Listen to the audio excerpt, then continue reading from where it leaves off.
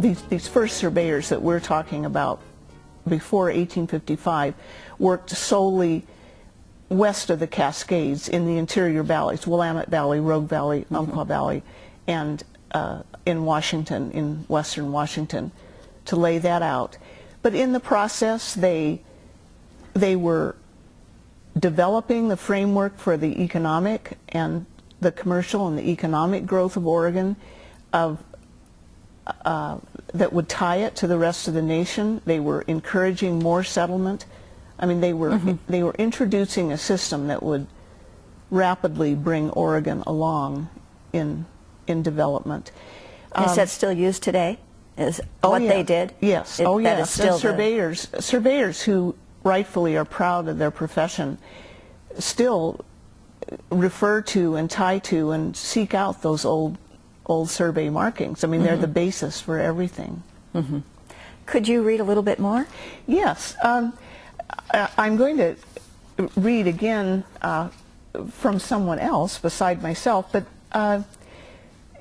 Jeff wrote, "The survey crew's difficulty in negotiating Oregon's often rugged terrain with its deep forests and thick underbrush was compounded by the Northwest's wet season weather. Rain made such work not merely miserable, but technically difficult. To read their township survey notes for the months between October and April is to wonder how the crew chiefs ever kept their crucial notebooks pages from dissolving to mush in the rain. The fast-paced years from 1850 through 1855 presented many other challenges, such as when the federal surveyors, for the most part educated Yankees hailing from quiet small towns, found themselves quite literally in the midst of a gold rush frenzy and a bitter Indian war in the Rogue River Valley." Now, that kind of sums up some of the biggest challenges that they had. But as a result of all their hard work, what we got are maps and notes that are used today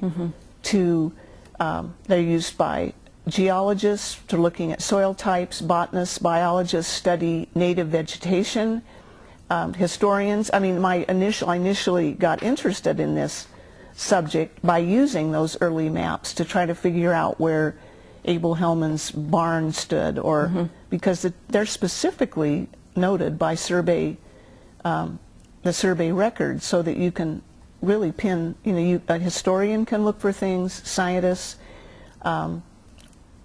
anthropologists, they have markings of Indian trails or villages where they existed. So there's a lot of, they've become incredibly, maybe the most valuable resource for us to know today what it used to be like. Exactly what it was like.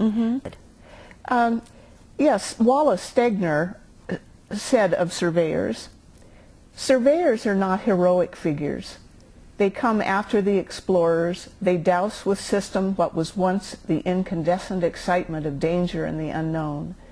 They conquer nothing but ignorance, and if they are surveying a boundary, they are so bound by astronomical and geodetic compulsions that they might as well run on rails. The mythic light in which we have bathed our frontier times, when decision was for the individual will and a man tested himself against wild beasts, wild men, wild weathers, and so knew himself a man, that light does not shine on them as it does on trapper and trader and scout and cowboy and Indian fighter. They do not even acquire the more pedestrian glamour of the farming pioneer, although they make him possible." That's great. It sums it up so well.